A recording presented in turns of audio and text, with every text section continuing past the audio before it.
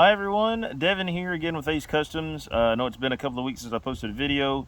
It's been very busy here at Ace Customs. There's a lot going on right now.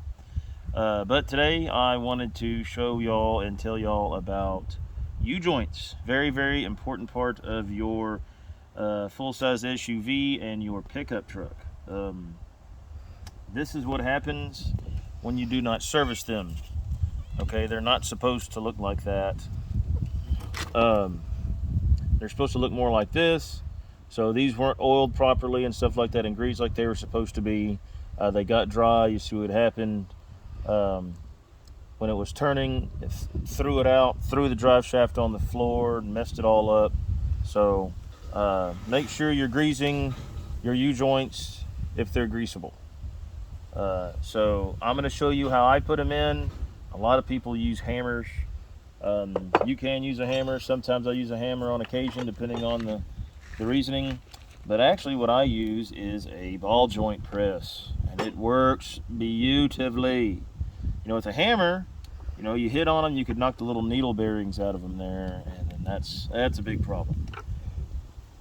And being how this particular U-joint that I'm putting in this one right here is like a $40 U-joint, you don't want to be having to buy more. Anyways, so the best way to do it is, what I always do is if I can, and you can't always do it with all of them like this. Sometimes you might just have to start with one. But this one allows me to put the little cap in this one and then go in just like this and then put it right over that one hole, just like that. I'll take the top one and put it up here just like this. I'll take the ball joint press, just like any other press. Screw it down, get it over it real good there. Just begin screwing it down, and it should press it on in there. You want to try to get it in the middle if you can. All right, it's about as close to the middle as I'm going to get. Right here, and I'm just gonna push it in. You see that? See it pushing all the way in like that? That's what you want. It's good. And just doing what it's supposed to do. Let me lay it down, get a little bit better leverage on it. And y'all can see it going in there.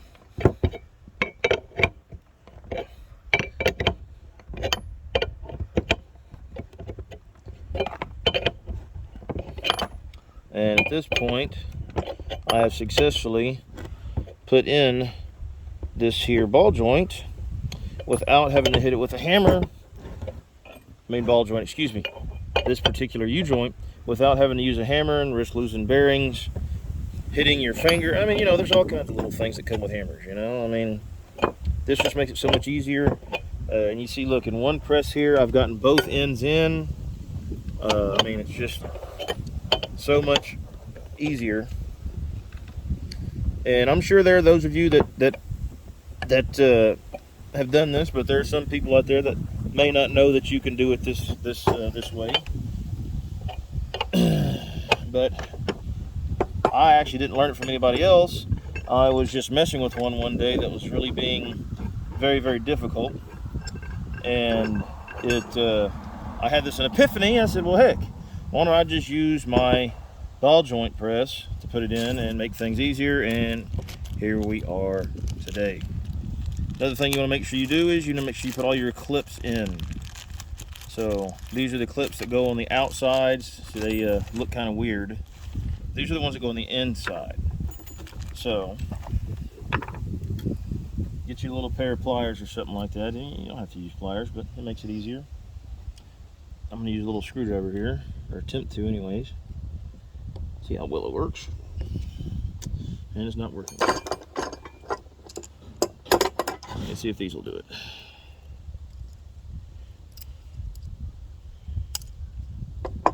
Hold on, guys. Let me go get my little...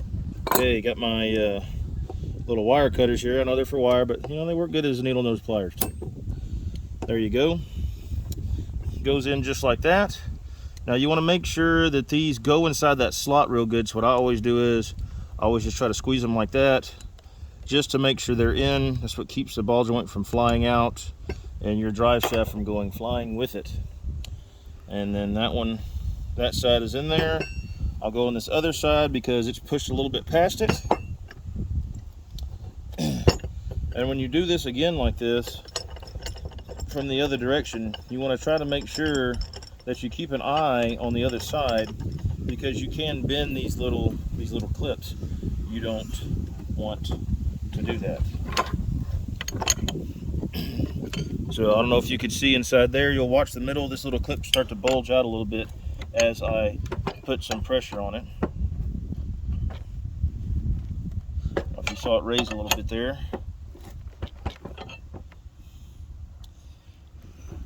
Yeah, you see how it's raising in the middle there? So you want to be careful. So now that I've done that, let me check to see if it's gotten what it needs.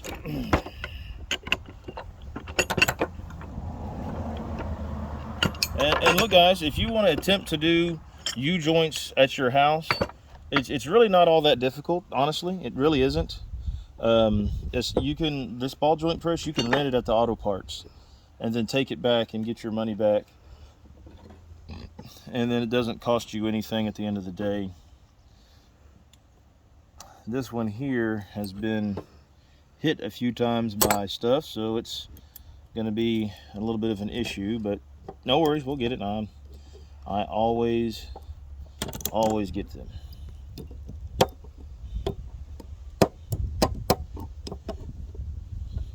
Just trying to get that in there. See if it's going to go.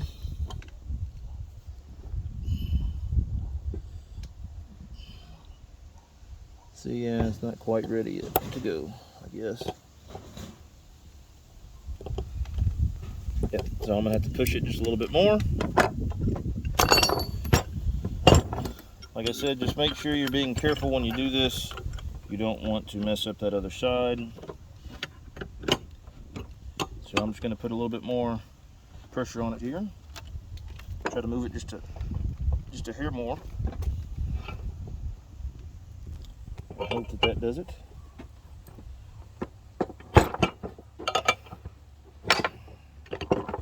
See here. Yeah, it looks a little bit better. That might just work. Get it here.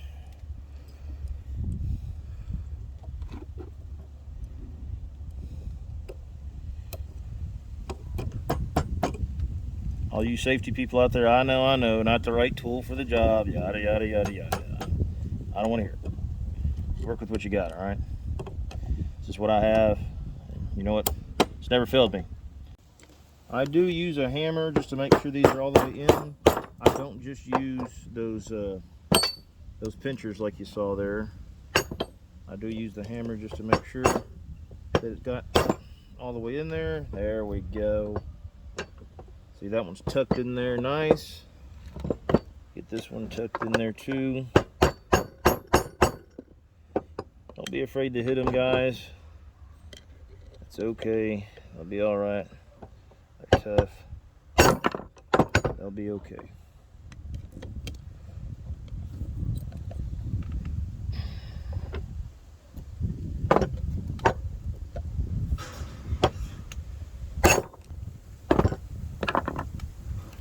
Okay. We got it all the way in there. Oh yeah. Pulled the other end out. Pulled so much. But that's okay. That happens. So I just get it in there like that. Get it back in again. There we go. Look at that. It's just beautiful. And like that, that one's in. It's nice and stiff. That's what you want, stiff. The vehicle, your vehicle, will wear it out as time goes on. So you got your clips in, all is good, and it's just how you want it. Now, the next one we do here is going to be the one for the inside clips. Now these inside clips, they are a pain in the butt. So we'll just put it that way. They are not fun to deal with, in my opinion anyways. Maybe there's some people out there that mess with them. I'm definitely not one of them. So again, take this, set it in there. This one I can't do like the other one, there's no space. So I just take it like this.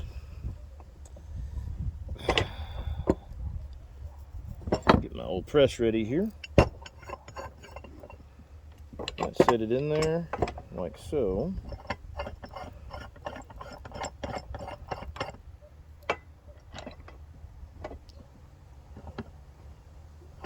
And the only reason I set that in there, I mean, technically you don't have to, but if you don't, you're probably not going to get the U-joint inside of it like you want, because, like I said, lack of space. See, then you go ahead and get it all the way pressed in just like that, guys.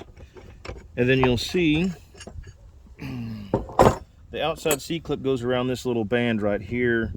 It goes on there. Instead of an outside clip, it's inside clip, keeps it from slinging out. So you see I have it pressed in there to where the little thing is. You take your little clip and you want to put it on there. This is where it can get tricky sometimes, getting these clips on here. Some are easy. See, that one was easy. So I wish they were all like that. Unfortunately, I don't very rarely get that lucky. Anyways, so you got that clip in there, and then you want to take and another thing you want to do, I forgot to tell you too, is if you don't want these needle bearings messing up in here, you can get a little dab of grease, put in there, and then spread it around, and that'll help hold it in so you don't have to worry about the little bearings coming out on you and getting all over the place and losing them and stuff. So you do it just like that. So as you can see, like you saw a second ago, I have that one already in with the clip all the way in. It's a little bit past it, it's okay, it will go down. So now this is sticking up through here, so I'm going to take and then just set this over it, just like that. Come on down with it, just like so. You want to try to get in the middle, remember. Sometimes easier said than done. There we go. That's not the middle. There we go. That's sort of the middle. And then once again, just keep pressing it on down. Once it's down, let me get back in the middle again. It's freaking thing's moving.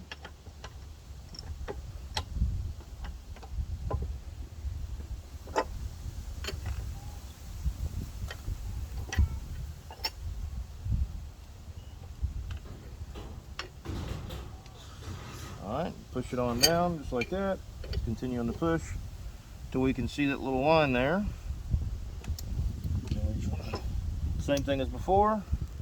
Give it a good bit of a tug there. Get your other little clip. And then you just pop it on. Hopefully this is another easy one. And it was success. Back it on off. Oh, there you go. Now you want to take your little Zerk fitting here, your little grease fitting. Go ahead and screw it into the side there, just like so. Okay, you get the new Zerk fitting screwed in there good, and look at that. That's what you want. Now it's all in. The clips are on the inside of these. The clips are on the outside of these there. And this thing is back in business. Now I will say on a lot of these, I'm not sure if other brands are like that. I haven't seen it thus far, but it's possible. On GMs, however, you'll see these little holes on the side of these things right here. If they're original, so if they don't have any kind of clips on them, and you see these little holes, and you see like little plastic or something hanging out of those, you actually have to get a torch and go around this, and this stuff will shoot out like spaghetti, and that's what's holding it in from the factory. Once you get all that stuff out, you can then push them out or hammer them out if you like. Also, when you're doing these, you see how that rubber goes right up against it there? that's exactly what you want, is for all that rubber to go just against that. So a way you could tell is if one of your bearings come off is when you go to push this down, not only can you not get the clips in, but you'll see there's a space here. And that could be on either one of these, a space. It means one of your little needle bearings has come out, and you don't want to do it too much because you can actually crack it, and then that would be a big issue. So make sure you do it that way. And guys, if you have SUVs and stuff like that and you don't want to do it yourself, please take it somewhere to a lube shop or something like that. Tell them to please make sure they grease your U-joints on your vehicles, and if they're four-wheel drive, the front ones as well, if they are in fact greasable, so you don't have the same issue this guy had here. Like I said, his the U-joint went out because of lack of maintenance, and it threw it, beat it all up, no good junk. He had to get another drive shaft. Luckily we were able to save his yoke, but just make sure y'all keep up with everything. And like I said, sorry for the delay on the videos. I will be making more. I just have a whole lot going on right now here at Ace Customs, but I will try to make videos at least once a week. I'll do my best, but please don't hold me to it.